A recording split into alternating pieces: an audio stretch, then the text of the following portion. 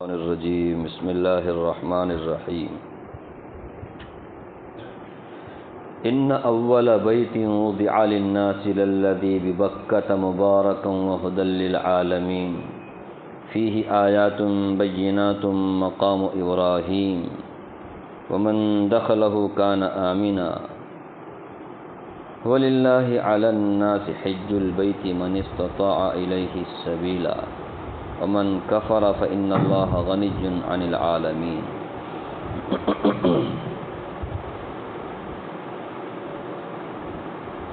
یہ سورہ آل عمران کی دو آیتیں آپ کے سامنے پڑھی گئیں، 96 97۔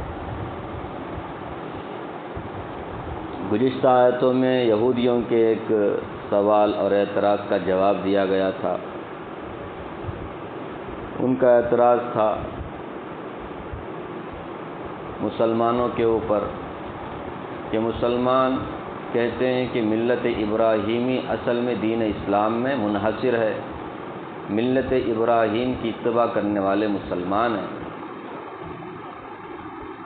حضرت ابراہیم علیہ السلام نے تو اونٹ استعمال نہیں کیا اور اس کا دودھ بھی استعمال نہیں کیا، اور مسلمان اس کو کھاتے ہیں، دودھ استعمال کرتے ہیں، پھر کیسے ملت ابراہیم؟ تو اس کا جواب دیا گیا، یہ کس نے کہا کہ حضرت ابراہیم علیہ السلام اونٹ استعمال نہیں کرتے تھے؟ اونٹ صرف حضرت یعقوب علیہ السلام نے استعمال نہیں کیا تھا، ایک خاص نظر کی وجہ سے، انہوں نے اپنے اوپر خود سے حرام کیا تھا۔ تورات میں بھی یہ حکم نہیں، حضرت ابراہیم علیہ السلام نے بھی ایسا نہیں کیا۔ دوسرا اعتراض یہ تھا کہ ملت ابراہیم کی اتباع کی بات آپ کرتے ہو اور اس کا دعویٰ کرتے ہو، حضرت ابراہیم علیہ السلام کا قبلہ تو بیت المقدس تھا، اور بیت المقدس تو بیت اللہ سے بھی افضل ہے، اس لیے تم لوگ بیت المقدس چھوڑ کر بیت اللہ کعبۃ اللہ کو قبلہ بنائے ہوئے ہو، پھر تمہارا دعویٰ کیسے؟ یہ ان کا اعتراض۔ اب اس کا جواب ان آیتوں میں دیا گیا ہے۔ فرمایا ان اول بیت وضع للناس للذی ببکۃ، سب سے پہلا گھر جو لوگوں کی عبادت کے لیے بنایا گیا ہے وہ وہی ہے جو مکہ میں ہے۔ شام میں جو ہے وہ نہیں، جو مکہ میں ہے وہ کعبۃ اللہ ہے، بیت اللہ شریف ہے۔ سب سے پہلی عبادت گاہ یہی ہے۔ تم کو کس نے کہا کہ بیت المقدس بیت اللہ سے بھی افضل ہے؟ بیت المقدس ایک زمانے میں قبلہ رہا، اسے قبلہ ثانی بھی کہا جاتا ہے، اس میں کوئی شک نہیں ہے۔ دنیا میں 3 مشہور اور مبارک مسجدیں جن کی طرف رسول اللہ صلی اللہ علیہ وسلم نے سفر کرنے کی اجازت دی ہے، اس میں 2 نمبر پر بیت المقدس ہے۔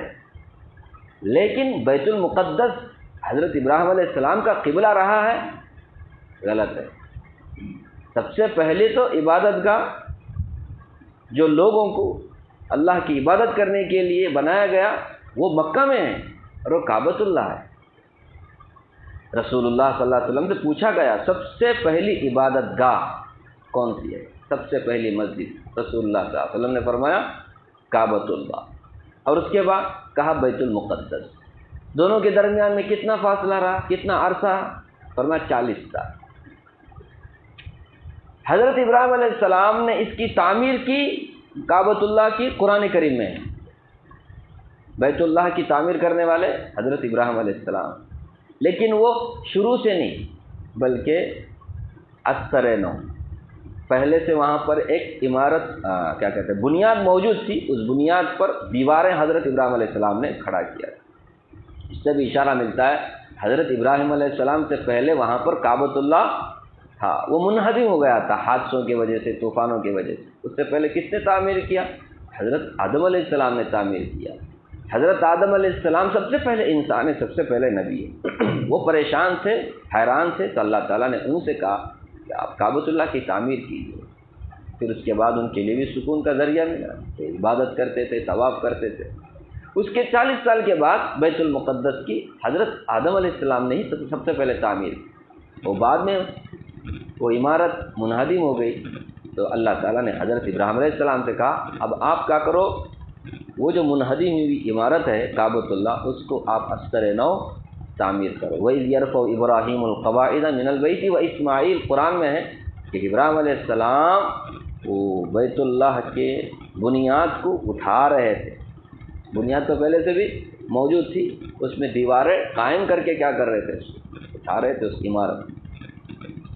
اس کے بعد حضرت سلیمان علیہ السلام کے زمانے میں بیت المقدس کی تعمیر حضرت سلیمان علیہ السلام نے کی۔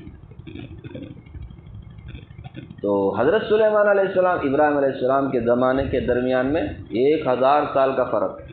تو رسول اللہ صلی اللہ علیہ وسلم نے جو 40 سال کہا وہ اس تعمیر کے بارے میں نہیں، اس سے پہلے جو سب سے پہلے تعمیر ہوئی حضرت آدم علیہ السلام کے زمانے میں، اس کے حساب سے کہا 40 سال کا فاصلہ رہا۔ تو بہرحال سب سے پہلے عبادت گاہ تو کعبۃ اللہ ہے، اور حضرت ابراہیم علیہ السلام نے جس عبادت گاہ کی تعمیر کی وہ کعبۃ اللہ ہے۔ یہ کس نے کہا کہ ابراہیم علیہ السلام کا قبلہ بیت المقدس رہا؟ ابراہیم علیہ السلام کا قبلہ تو بیت اللہ ہے، کعبۃ اللہ ہے، اور اس زمانے سے اب تک بھی وہ آباد ہے، وہ جگہ کعبۃ اللہ کی جگہ۔ تو ان اول بیت وضع للناس، اور حضرت ابراہیم علیہ السلام نے اور دیگر انبیاء نے بھی کعبۃ اللہ کا طواف کیا اور اسی کو قبلہ بنایا ہوا ہے۔ ایک درمیان میں بیت المقدس کو بھی اللہ تبارک و تعالیٰ نے قبلے کے طور پہ کیا کیا، 17 مہینہ مسلمانوں نے بھی کیا بنایا، بیت المقدس کو قبلہ، وہ بھی کائی کے لیے تاکہ یہودیوں کا دل اسلام کی طرف آئے، اسلام کی محبت ان کے دل میں آئے کہ مسلمان کیسے انصاف پسند ہے، ان کے اندر تعصب نہیں ہے۔ یہ دیکھو بیت المقدس کو اپنا قبلہ بنایا، لیکن ان کو کوئی فرق نہیں پڑا، الٹا اعتراض کرنے لگے۔ تو اللہ تبارک و تعالیٰ نے اس کے بعد کہا رسول اللہ صلی اللہ علیہ وسلم کو، چونکہ رسول اللہ صلی اللہ علیہ وسلم کی دلی خواہش تھی کہ کعبۃ اللہ کو کیا بنایا جائے، قبلہ بنایا جائے، کیونکہ کعبۃ اللہ کس کی تعمیر ہے، حضرت ابراہیم علیہ السلام کی تعمیر ہے۔ حضرت ابراہیم علیہ السلام یہودی بھی، نصرانی بھی، مسلمان بھی، سب ان کو کیا کرتے ہیں، عزت کرتے ہیں۔ تو وہ کعبۃ اللہ کو تو اللہ تعالیٰ نے خواہش کو پورا فرمایا قد نرى تقلب وجهك في السماء فلنولينك قبلة ترضاها فول وجهك شطر المسجد الحرام۔ پیغمبر ہم آپ کو دیکھ رہے ہیں، آپ اوپر بار بار دیکھ رہے ہیں آسمان کی طرف کہ کوئی وہی نازل ہو جائے تاکہ کعبۃ اللہ کو کیا بنایا جائے، قبلہ بنایا جائے۔ ہم آپ کی خواہش کے مطابق کعبۃ اللہ کو ہمیشہ کے لیے کیا بناتے ہیں، قبلہ بناتے ہیں۔ اب قیامت تک قبلہ مسلمانوں کا کعبۃ اللہ رہے گا۔ بیت المقدس اپنی جگہ بہت فضیلت والی مسجد ہے، اس میں کوئی شک نہیں، لیکن قبلہ کعبۃ اللہ، قبلہ کعبۃ اللہ ہے۔ تو فرمایا سب سے پہلی عمارت جو عبادت کے لیے بنائی گئی وہ تو مکہ میں ہے۔ تم کیسے بول سکتے ہو کہ بیت المقدس بیت اللہ سے افضل ہے؟ بیت اللہ افضل ہے، سب سے پہلے یہی عبادت گاہ بنی گئی۔ انبیاء نے اس کا طواف کیا ہے، انبیاء نے یہاں پر آ کر اللہ کی عبادت کی ہے، یہ سب سے پہلا قبلہ رہا۔ آج بھی دیکھو علماء کیا بولتے ہیں، بیت المقدس قبلہ ثانی بولتے، قبلہ اول نہیں بولتے۔ قبلہ اول اسی حساب سے بولتے ہیں کہ ایک زمانے میں مسلمانوں نے کعبۃ اللہ چھوڑ کے قبلہ کا بیت المقدس کو کیا بنایا تھا، اسے قبلہ اول بھی بولتے ہیں کہ سب سے پہلے مسلمانوں نے اس طرف رخ کر کے نماز پڑھی، اس کے بعد ہمیشہ کے لیے کعبۃ اللہ کو۔ لیکن سب سے پہلے عمارت جو اللہ کی عبادت کے لیے بنائی گئی لوگوں کے لیے وہ مکہ میں، اس کے بعد بنائی گئی بیت المقدس۔ تو جو سب سے پہلے بنائی گئی وہی تو افضل ہے۔ کیا خیالات؟ آپ پہلے ہیں، آپ کے ابا پہلے ہیں، ہر ایک کا بھی پہلے کون آتا ہے، باپ اس میں آتا ہے۔ تو باپ افضل کی بیٹا افضل؟ کوئی بھی بولے گا بیٹا چاہے کسی بھی قسم میں بھی کتنا بھی آگے بڑھے وہ باپ سے افضل نہیں ہو سکتا، باپ ہی۔ ان اول بیت وضع للناس، بلا شبہ سب سے پہلا گھر جو لوگوں کے لیے بنایا گیا، مطلب لوگ اللہ کی عبادت کریں اس لیے بنایا گیا، تو فرمایا وہی ہے للذی ببکہ، جو مکہ میں، یہ بکہ ہے نا، اصل میں مکہ ہی، بکہ عربی محاورے کے حساب سے کہا گیا ہے کہ مکہ مراد ہے۔ بکہ بول کر ابھی ڈھونڈیں گے بکہ کہاں ہے، بکہ کہاں ہے، اصل میں مکہ ہی۔ مبارکن، اور یہ وہ جگہ ہے فرمایا مبارک، ایک دم بابرکت جگہ ہے. اتنی برکت ہے وہاں کہ یہ 120 رحمتیں روزانہ وہاں پر نازل ہوتی ہیں. اللہ ادھر ادھر نہیں، پوری دنیا میں سب سے پہلے رحمت اللہ کا نازل روزانہ 120. 60 رحمت آس پاس میں جو اس کا طواف کرتے ہیں کعبۃ اللہ کی ان کو، اور 40 اس کی طرف رخ کرنے والے نمازیوں، پھر 20 رحمت خالی دیکھنے والوں. کعبۃ اللہ کو دیکھنا بھی عبادت ہے. ایسی مبارک جگہ ہے، ظاہری اعتبار سے بھی باطن اعتبار سے بھی مبارک ہی مبارک ہے. یہ ایک ایک نماز کا ثواب 1,00,000 نماز کے ثواب 1,00,000 کے برابر ہے. کیا کم برکت کی چیز ہے. یہاں آپ پڑھو گے تو زیادہ سے زیادہ 27 درجہ آپ کو ثواب ملے گا، وہاں پڑھیں گے تو کتنا فرق ہے. اتنی مبارک جگہ ہے وہ، برکتوں کا کوئی انتہا نہیں، کوئی لمٹ نہیں. مبارک بہت ہی بابرکت جگہ ہے. وَهُدًى لِّلْعَالَمِينَ، کیا کچھ نہیں ہے وہاں پر، لوگ جانے کے لیے ترستے ہیں. سارے عالم کے لیے ہدایت کا سبب ہے، ہدایت کا باعث ہے کعبۃ اللہ. سمجھ رہے؟ وہاں پر جانے کے بعد آدمی کو ہدایت ملنی چاہیے. سب سے پہلا جو آپ صلی اللہ علیہ وسلم پر وحی نازل ہوئی وہ کہاں ہے؟ مکہ ہے، حرم میں. اور آخری نبی جو سارے نبیوں کے سردار ہیں ان کو کہاں اللہ نے پیدا کیا؟ مکہ میں. کیسی مبارک جگہ ہے. تو کوئی بڑی شخصیت جس جگہ پیدا ہوتی ہے اس جگہ کو آپ برکت والی جگہ بولیں گے. کیسی جگہ ہے جہاں پہ رسول اللہ صلی اللہ علیہ وسلم کی پیدائش ہوئی، جہاں رسول اللہ صلی اللہ علیہ وسلم نے اپنا بچپنا، اپنی جوانی، اپنا ادھیڑ عمر کا جو زمانہ ہے اس کو آپ نے گزارا، اور آپ پر وہی نازل ہوئی. صحابہ کرام نے سب سے پہلے جو ایمان قبول کیا مکہ ہی میں سب سے پہلے. اس کے بعد کیا کچھ انہوں نے اسلام کے لیے، ایمان کے لیے، اللہ کے لیے قربانیاں دی. تو سارے دنیا والوں کے لیے ہدایت کا مرکز ہے وہ، وہیں سے تو ہدایت پھیلی. کیا خیال آپ؟ بعد میں مرکز کس کو بنایا گیا؟ مدینہ کو بنایا گیا، لیکن سب سے پہلے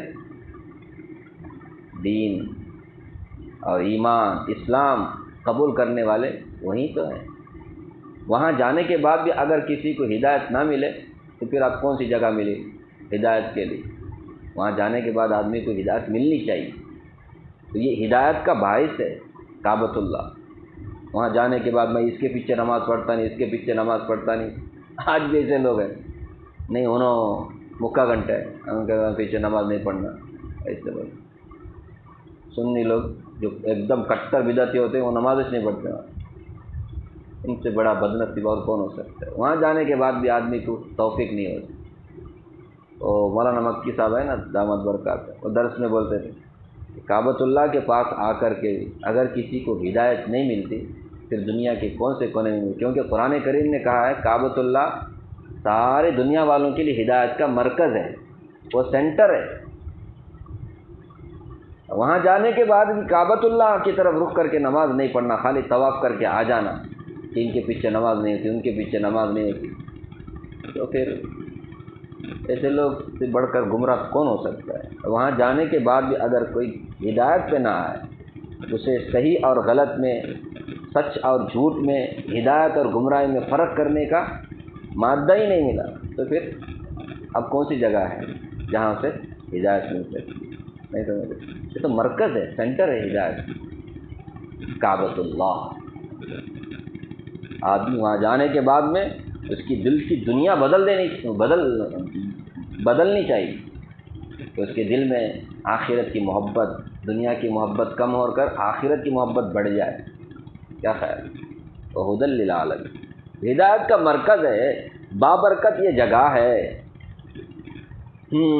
محبت وہی ہے. فرمایا فی آیات بینات، اس جگہ میں اللہ تعالیٰ کی بے شمار نشانیاں ہیں، وہ بھی کھلی کھلی نشانیاں ہیں، اللہ کی قدرت کی بے شمار نشانیاں ہیں. حجر اسود کو دیکھ لو، کتنی بڑی نشانی، زمزم کے کنویں کو دیکھ لو، کیسی اللہ کی قدرت کی نشانی ہے، نہیں ہے؟ فرمایا فیہ آیات بینات، اس جگہ میں بے شمار اللہ کی قدرت کی نشانیاں ہیں، ایک دم صاف صاف ہیں، اس میں زیادہ غور کرنے کی بھی ضرورت نہیں، اوپری طور پہ آپ کو معلوم ہو جائے گا۔ زمزم کا پانی جب سے شروع ہوا ہے آج تک اس میں کوئی پریشان ہے، کہاں سے آ رہا ہے پانی؟ اور ایسا نہیں ہے کہ 1 لیٹر 2 لیٹر، روزانہ لاکھوں لیٹر اس سے کیا کیا جاتا ہے، پانی لیا جاتا ہے، ساری دنیا میں تقسیم ہوتا ہے، لاکھوں زائرین عمرہ کرنے والے حج کرنے والے جاتے ہیں، وہ خود پیتے ہیں، لے کے بھی آتے ہیں، کیا ہے؟ کہاں سے آ رہا ہے؟ یہ اللہ کی قدرت، اللہ کے خزانے سے آ رہا ہے۔ فیہ آیات بینات، بے شمار نشانیاں ہیں۔ حجر اسود پہلے لانے میں کیسا تھا وہ پتھر، اب کیسا ہو گیا؟ اور خاص کر کے فرمایا مقام ابراہیم، مقام ابراہیم، یہ بھی اللہ تبارک و تعالیٰ کی قدرت کی نشان۔ مقام ابراہیم سے مراد حضرت ابراہیم علیہ السلام جس پتھر پر کھڑے ہو کر کے کعبۃ اللہ کی تعمیر کر رہے تھے، وہ اللہ کی قدرت دیکھیے کہ وہ پتھر جیسے جیسے دیوار اونچی ہو رہی تھی کعبۃ اللہ کی اونچی کرنا، تو ویسے ویسے یہ پتھر بھی اوپر اوپر اٹھ رہا تھا، یعنی حضرت ابراہیم علیہ السلام کوئی تکلیف نہ ہو، کہ سیڑھی وڑی کی لانے کی، کرین وغیرہ کی ضرورت نہ پڑے، تو یہ پتھر ہی خود کیا ہو رہا تھا، اونچا اونچا ہو رہا تھا۔ حضرت ابراہیم علیہ السلام کے قدم کے نشانات آج بھی اس پتھر پہ موجود ہیں۔ اب اس کو ایک شیشے کے خول میں کیا کر دیا گیا ہے، رکھ دیا گیا۔ شیشہ وہی تو معمولی شیشہ نہیں، وہ اتنا زبردست شیشہ ہے، اتنا زبردست ہے، کروڑوں ریال دے کر کے خریدا ہے اس کو، امریکہ سے بنا کر لایا گیا، سعودی حکومت۔ اس کو شیشے کو دیکھے تو آپ کو لگے گا یہی سب معمولی شیشہ ہے، معمولی شیشہ نہیں ہو، کیونکہ وہ سردی گرمی جو کچھ بھی موسم آتا ہے نا، کون سا بھی موسم آنے دو، وہ شیشہ ہر ایک کو بھی برداشت کر سکتا ہے، ایسا شیشہ ہے۔ ورنہ زیادہ دھوپ پڑتے پٹک بول کے پھٹ جاتا ہے شیشہ، یہاں کا شیشہ کیا بولتے ہیں آپ، ایسا شیشہ نہیں ہو، معمولی شیشہ نہیں ہو، اس میں ڈالا گیا ہے، وہاں جا کر دیکھ سکتے، 2 قدم کے نشانات حضرت ابراہیم علیہ مقام ابراہیم۔ تو مکہ میں کعبۃ الحرم میں بے شمار نشانیاں اللہ تعالیٰ کی، ان میں سے ایک مقام ابراہیم ہے، اور اب اور غور کریں گے نا اور بہت ساری نشانیاں۔ اب دیکھو جہاں پر کعبۃ اللہ ہے اس ایریے کو ذرا دیکھو، وہ مکہ حرم، وہاں کوئی بھی سینری چیز نہیں ہے جو ٹورزم کے لیے، ٹورسٹ کے جو جاتے ہیں نا، سفر کرتے سیاح، ان کے لیے کشش کا باعث ہو، ایسی کوئی چیز وہاں پر نہیں ہے، کوئی باغ نہیں، کوئی کھیتی نہیں،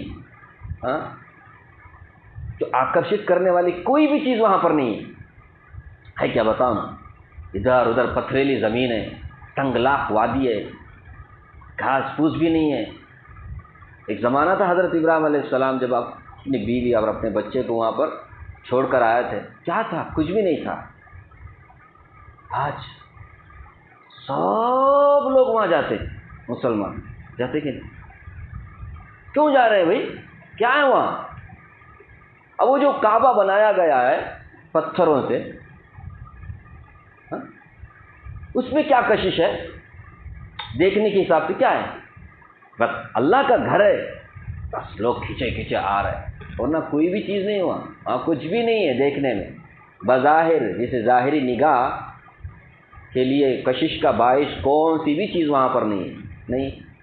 لوگ جاتے ادھر ادھر، اچھا سین وہاں ہے بول کر کے نہ جاتے ہیں، دکھنے میں بہت زبردست ہے، وہاں جا کر آنا، چلو ذرا کشمیر جا کر آئیں گے، چلو اوٹی جا کر آئیں گے، چلو انڈونیشیا جا کر آئیں گے۔ کیوں جا رہے ہیں وہاں؟ جو سینری چیزیں ہیں وہ دیکھنے کے لیے، لیکن کعبۃ اللہ کے پاس جا رہے ہیں، مکہ جا رہے ہیں۔ سب سے زیادہ وزٹ کرنے دنیا میں سب سے زیادہ جو جگہ ہے وہ کون سی جگہ ہے؟ کعبۃ اللہ ہے۔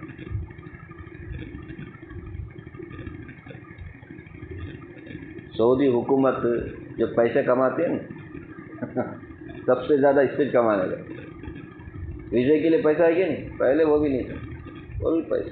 خیر بتا رہا ہوں میں کہ اس میں اللہ کی قدرت کی کتنی نشانیاں ہیں. ایمان والا آدمی سوچ سکتا ہے واقعی یہ اللہ کی قدرت ہے. ایک زمانہ تھا حضرت ابراہیم علیہ السلام، ان کی بھی بچہ، حضرت ابراہیم علیہ السلام نے دعا فرمائی کہ اللہ فجعل افئدۃ من الناس تہوی الیہم، اللہ لوگوں کے دل کو ایسا بنا کہ ان کے دل کس کی طرف مائل ہو؟ کعبۃ اللہ کی طرف مائل ہو، کھچا کچ لوگ اس طرف آئیں. اللہ نے قبول فرمایا. تو پھر دعا فرمائی تھی فجعل افئدۃ من الناس تہوی الیہم وارزقہم من الثمرات، انہیں پھل کھلا کعبہ مکہ میں رہنے والوں. آج دیکھو ہر قسم کا پھل آپ کو ملے گا، حالانکہ وہاں پر کوئی باغ نہیں، کھیت نہیں، کچھ بھی نہیں، لیکن ہر پھل آپ کو وہاں پر ملے گا. آپ چاہیں تو آپ کو سب کچھ ملے گا. تو فیہ آیات بینات، اس میں بے شمار نشانی اللہ کی قدرت کی، خاص کر کے مقام ابراہیم ہے. ومن دخلہ کان آمنا، جو حرم میں داخل ہوا وہ امن میں داخل ہوا، اس کو امن ہے. سمجھ رہے؟ کل بھی آپ نے سنا ہے قاتل مرڈر کرنے والا بھی کہاں جاتا حرم کے اندر تو مقتول کے وارثین اس کو دیکھ کر بھی نظر انداز کرتے تھے، بدلہ نہیں نکالتے. زمانے جاہلیت، ایمان نہیں، کفر ہے، شرک ہے، درندگی ہے، ظلم ہے، ستم، نہ جانے کیسے کیسے خرابیاں ان کے اندر ہیں. لیکن اس زمانے میں بھی حرم کا اتنا احترام کرتے تھے وہ جاہل لوگ کہ اپنے قاتل کو بھی دیکھتے کہ حرم کے اندر ہے اس کو مارتے نہیں تھے. کیوں؟ یہ امن کی جگہ ہے، یہاں کسی کے اوپر مارنا، لڑائی جھگڑا کرنا، قتل غارت گیری اس جگہ نہیں کرنا. کریں گے تو ہم ہلاک برباد ہو جائیں گے. اس طرح کا ان کو یہ کیا ہے؟ یہ اس جگہ کو اللہ نے ایسا بنایا ہے. یہ اللہ کی قدرت کی نشانی نہیں ہے کہ جو وہاں پہ داخل ہوگا وہ امن میں داخل. حتیٰ کہ وہاں پر جس کا شکار کیا جاتا ہے نا وہ جانور، ان کو بھی احساس ہوتا ہے ہم وہاں جائیں گے تو، کیونکہ اللہ نے منع کیا ہے محرم ہو غیر محرم ہو کوئی بھی حرم کے اندر شکار نہیں کر سکتا. حتیٰ کہ خضرو جو پودا ہے، خضرو پودا، خود سے جو پیدا ہوتا ہے نا پودا، اس پودے کو بھی کیا نہیں کر سکتے؟ آپ توڑ نہیں سکتے پودے کو. ایسی جگہ ہے وہ، باقی کسی جگہ آپ پودا توڑ سکتے نہیں توڑ سکتے. گورنمنٹ کی طرف سے اگر منع ہے تو بات الگ ہے. کوئی ایریا ایسا رہتا ہے، لال باغ، وہ فلاں باغ، وہاں جا کے توڑنے جائیں گے نا آپ تو توڑیں گے تمہارا باغ، وہ بات الگ ہے. کائی کے لیے سب ایسا توڑنے لگیں گے تو بعد وہ سینئر سب ختم ہو جائیں گا. یہاں اس کے لیے نہیں. اللہ تعالیٰ کی قدرت دیکھیے، وہاں کوئی روکنے والا نہیں ہے، لیکن اللہ کا حکم ہے. سب لوگ کیا کرتے ہیں وہاں؟ بچاتے ہیں. کسی جانور کو بھی نہیں مانتے، کسی درخت کو بھی نہیں اکھاڑتے، کسی درخت کو نہیں توڑتے.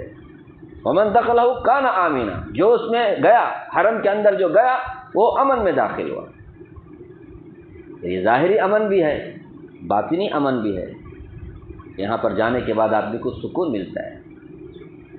اگر ایمان کی حالت میں ہے، اگر وہاں پہ مرا، اللہ کے رسول صلی اللہ علیہ وسلم نے فرمایا جو کوئی مدینے میں اور مکہ کے حرم میں انتقال کر جائے اور وہ ایماندار ہو، کل میں اس کے لیے سفارشی بنوں گا. سمجھ رہے؟ ہم بولتے ہیں آپ خیریت سے جا کے خیریت سے آؤ بول کے بولتے ہیں نا. اگر کسی کو وہاں موت نصیب ہو جائے بڑی بہترین موت ہے، کیونکہ مرنا تو ہے ہی نا، یہاں نہیں تو وہاں، آج نہیں تو کل. تو موت ایسی جگہ ہے جسے اللہ نے حرم کہا، امن کی جگہ کہا. وہاں امن ہی امن ہے. کس سے بھی امن؟ جہنم کے عذاب سے بھی امن اگر ایماندار ہے اور وہاں پر موت آئے. رسول اللہ صلی اللہ علیہ وسلم نے فرمایا میں اس کے لیے سفارشی بنوں گا. سفارش کا مطلب کیا؟ اسے جہنم میں جانے نہیں دوں گا، اسے سفارش کر کے جنت میں دے دوں. یہ بھی ہے. باطنی طور پر بھی امن کی جگہ ہے، ظاہری طور پر بھی امن کی جگہ ہے. کچھ سمجھ میں آیا؟ ومن دخلہ کان آمنا. اس کے بعد اللہ تعالیٰ نے فرمایا وَلِلَّهِ عَلَى النَّاسِ حِجُّ الْبَيْتِ مَنِ اسْتَطَاعَ إِلَيْهِ سَبِيلًا. یہ مشہور آیت ہے. فرمایا اللہ کے لیے لوگوں کے اوپر بیت اللہ کا حج کرنا ضروری ہے. کس کے اوپر؟ من استطاع الیہ سبیلا، جو کوئی استطاعت رکھتا ہو، وہاں تک پہنچنے کی طاقت رکھتا ہو، اس کے اوپر کیا ہے؟ بیت اللہ کا حج کرنا فرض ہے، یہ فرض ہے، اللہ کا آرڈر ہے۔ وہاں تک پہنچنے کی طاقت سے مراد کیا ہے؟ طاقت سے مراد یہ ہے کہ آدمی وہاں تک جانے کا جو خرچہ ہوتا ہے، سفر کا، سواری کا، جانا پھر آنا، اور اس کے ماتحت جو لوگ بھی زیر پرورش ہیں، بیوی ہیں، بچے ہیں، کبھی ماں باپ بھی رہتے ہیں جن کی پرورش یہ کرتا ہے۔ اب ماں باپ کی پرورش کوئی نہیں کرتا ہے، ماں باپ خود ہماری پرورش کرتے ہیں، لیکن ماں باپ کبھی بوڑھے ہو جاتے ہیں تو ان کا خرچہ ورچہ یہی سنبھالتا ہے۔ تو یہ پورے سفر میں، اس سفر کے دوران، یہ مقدس جو سفر کرتا ہے حج کے مقدس سفر کے دوران ان تمام زیر کفالت، زیر پرورش لوگوں کا خرچہ بھی وہ کیا کر سکتا ہے؟ برداشت کر سکتا۔ یہ گیا حج کو، یہاں اس کے زیر پرورش لوگ کیا پریشان ہیں، کھانا نہیں، پینا نہیں، ایسا نہیں، نفقہ اور اس کا خرچہ بھی برداشت کر سکتا۔ اس کو بولتے ہیں حج کی طاقت اسے اندر ہے بول کر، حج کی طاقت، تو حج کی طاقت سے مراد ہے۔ اور اسی طرح جا بھی سکتا ہو، صحت مند بھی ہو، تندرست بھی ہو، سمجھ رہے؟ بیمار آدمی ہے تو پھر اس کے لیے حج بدل کرانا ہے، عورت ہے تو پھر اس کے لیے محرم بھی ساتھ ہونا ہے، محرم بھی ساتھ ہونا، یہ استطاعت ہے۔ عورت کے اندر طاقت ہے، جا کر آ سکتی ہے، لیکن اس کے ساتھ میں محرم نہیں ہے، شوہر نہیں ہے، تو پھر وہ غیر مستطیع۔ ہاں، اس لیے اللہ نے طاقت دی کہ وہ اپنے ساتھ محرم کو رکھنے کی بھی طاقت رکھتی ہے، محرم کو ساتھ لے کے جا سکتی ہے، ڈبل مطلب خرچہ، تو پھر اس کو بھی بولیں گے کہ یہ طاقت رکھنے والی۔ یہ کیا کر سکتی ہے؟ اگر محرم کو لے جانے کی طاقت نہیں ہے، خالی خود جا سکتی ہے، تو پھر اس کے اوپر بھی حج فرض نہیں ہوتا۔ حج فرض ہے لیکن کرنا فرض نہیں۔ کرنا کب ہے؟ کیونکہ رسول اللہ صلی اللہ علیہ وسلم نے فرمایا جو عورت اللہ اور آخرت کے دن پر ایمان رکھتی ہے اس کے لیے 3 دن کا سفر بھی بغیر محرم کے جائز نہیں ہے، بغیر محرم کے اس کے لیے جائز۔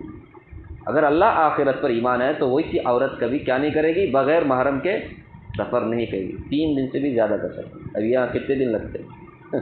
مہینہ لگ جاتا ہے۔ تو عورت کے اوپر استطاعت اور طاقت کب بولیں گے؟ جب وہ اس کے ساتھ محرم بھی ہو، شوہر ہو۔ محرم کسے بولتے ہیں معلوم ہے؟ جس سے نکاح کرنا عورت کا حرام ہے اس کو محرم بولتے ہیں، جیسے باپ ہے، بیٹا ہے، بھائی ہے، ماموں ہے، تایا ہے، چچا ہے، سسرا ہے، وغیرہ وغیرہ۔ تو وَلِلَّهِ عَلَى النَّاسِ حِجُّ الْبَيْتِ مَنِ اسْتَطَاعَ إِلَيْهِ سَبِيلًا، اور اللہ کے لیے لوگوں کے اوپر بیت اللہ کا حج کرنا فرض ہے جو وہاں تک پہنچنے کی طاقت رکھتا۔ وَمَنْ كَفَرَ، اور جو کوئی کفر کرے گا، کفر کرے گا مطلب انکار کرے گا، کس کا؟ حج کا انکار کرے گا۔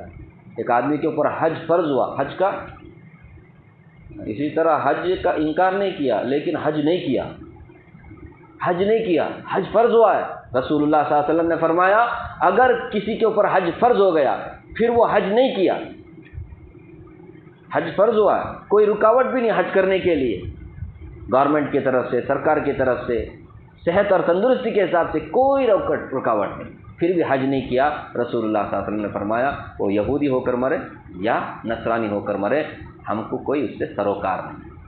فَإِنَّ اللَّهَ غَنِيٌّ عَنِ الْعَالَمِينَ، اللہ بے نیاز ہے تمام دنیا والوں سے، اللہ کو کوئی ضرورت نہیں ہے تمہاری عبادتوں کی۔ تم اگر عبادت نہیں کرتے، کعبۃ اللہ کی زیارت نہیں کرتے، کعبۃ اللہ کا طواف نہیں کرتے، حج نہیں کرتے، اللہ کو کوئی تمہاری ضرورت نہیں ہے۔ تم نہیں کرے گے تو بھی فرشتے تو بے شمار ہیں جو کر رہے ہیں، تو تم نہیں کر رہے جا کر حج۔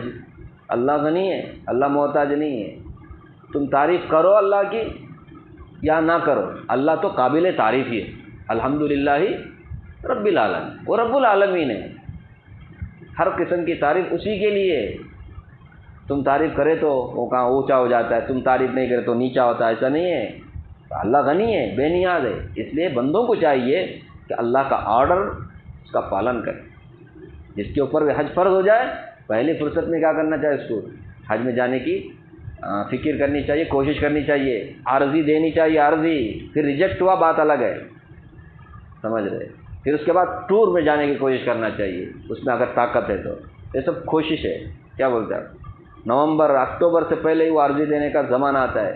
کسی کے اوپر بھی حج فرض ہوا ہے پہلی فرصت میں عارضی دیں، اس میں قرآن میں اگر نام نکل آیا الحمدللہ، نہیں نکل آیا اللہ نے طاقت دی ہے تو پھر ٹور کے ذریعے سے کوشش کرے۔ ٹھیک ہے، کیونکہ ڈرا ڈبل ہے اس میں۔